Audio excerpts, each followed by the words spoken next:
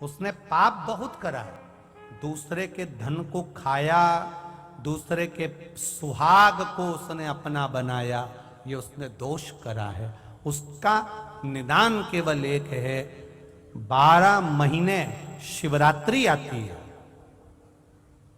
कितने महीने? 12 महीने शिवरात्रि आती है। सुनो पार्वती, 12 महीने की शिवरात्रि पर जब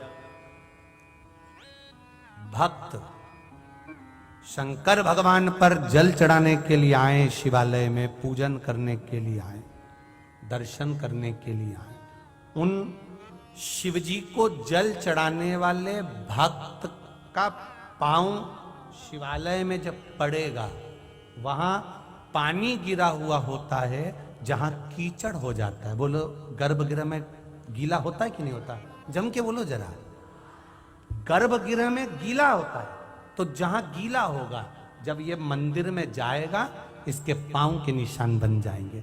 फिर बाहर जाएगा, आएगा कोई, फिर पांव के निशान बन जाएंगे। सुनो पार्वती, ध्यान लगाकर सुनना आप सब, जितने आस्था चैनल पर कथा सुन रहे हो, जितने मोबाइल पर सुन रहे हो, जितने कंजरी में सुन रहे हो। शिव मंदिर में जब ये भक्त जाएंगे, जल चढ़ाएंगे, फिर आएंगे, फिर जाएंगे। भक्त जब मंदिर के अंदर पहुंचता है, उसकी हाजिरी मणिभद्र भरता है। अंदर जाएगा, कीचड़ हो जाएगा। वो कीचड़ जब कोई धोएगा और धोने के बाद वो पानी बाहर जाएगा, देवव्रत से कह देना उस पानी को वो अपनी कन्या पर छीट दे।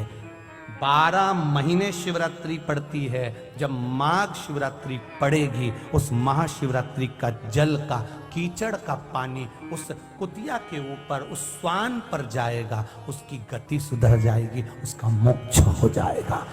अब जरा विचार करिएगा जरा, अब समझने वाली बात है महाराज, कि शिवजी पर केवल 1 लोटा जल चढ़ाने से जो पुण्य है, उससे अधिक पुण्य तो शंकर जी के मंदिर में पौछा झाड़ू लगाने से है।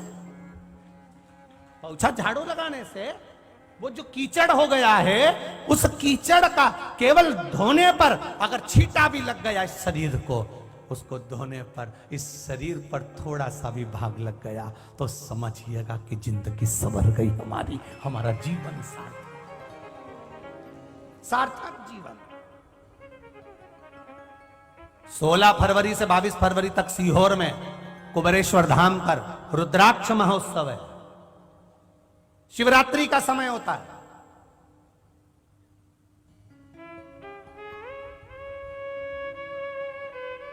शिवरात्रि के समय होता है।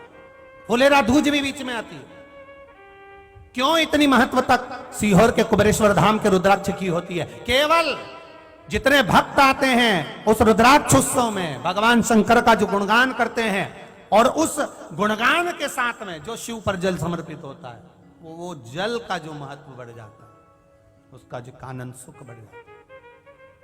आप सब भी आइए उस रुद्राक्ष उत्सव में 16 से 22 फरवरी तक पधारो।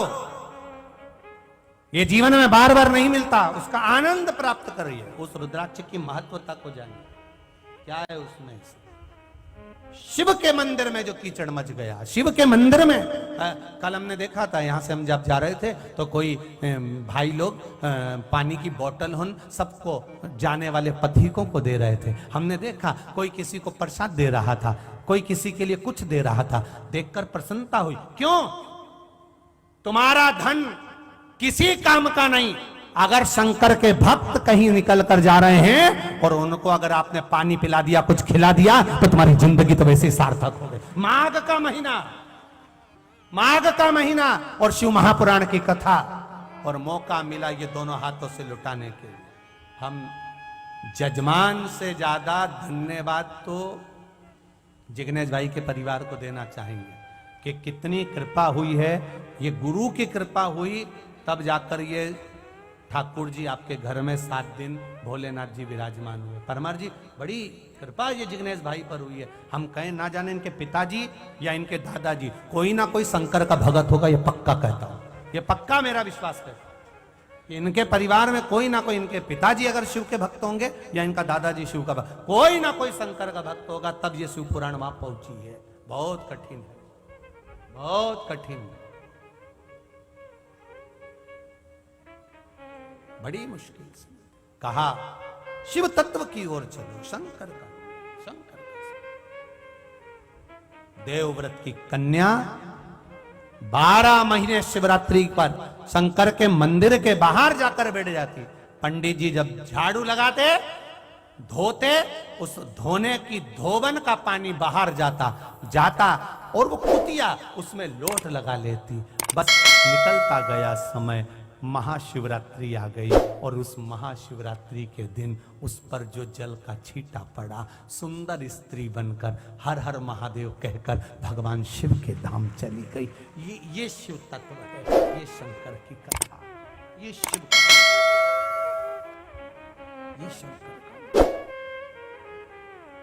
महाराज आगे वर्णन आया श्री कुंदकेश्वर महादेव जी का।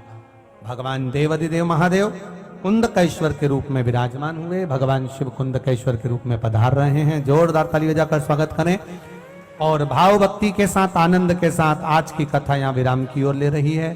कल वही कथा का समय आनंद लेते हुए आगे बढ़ेंगे। 12 महीने आते हैं। किसी भी एक शिवरात्रि के दिन बाबा भोलेनाथ को, महाकाल को, काशी विश्वनाथ को, शिव जी का नाम लेकर, शंकर जी का किसी भी एक शिवलिंग का, ज्योतिर्लिंग का नाम लेकर सफेद कपड़े में गोबरी की भस्मी तैयार कर लो। गोबरी जानते हो ना, कंडा बोलते हैं, गोबरी बोलते हैं, कंडा बोलते हैं। तो कंडा, अलोना कंडा जानते हो, हाथ से थप्पा हुआ नहीं, गाय ने पोता गिराया, वो सूख गया, उसको लाओ, जब वो सूखा हुआ ऐसा कैसे उसको जला लो ठंडा करके, जब वो सूख जाए उसके बाद जलाकर उसकी राख तैयार करो, सफेद कपड़े में उसको ले लो और रात्रि में, शिवरात्रि की रात्रि को 12 बजे जाकर शंकर के मंदिर पर उस गोबरी की भस्म चढ़ा दो। उसी भस्म को वापिस निकाल लो और रात के समय ही उसको पानी में डालकर स्नान कर लो।